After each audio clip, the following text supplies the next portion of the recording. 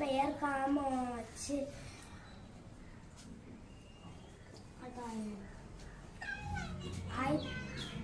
1950ஆம் ஆண்டு முதல்வராக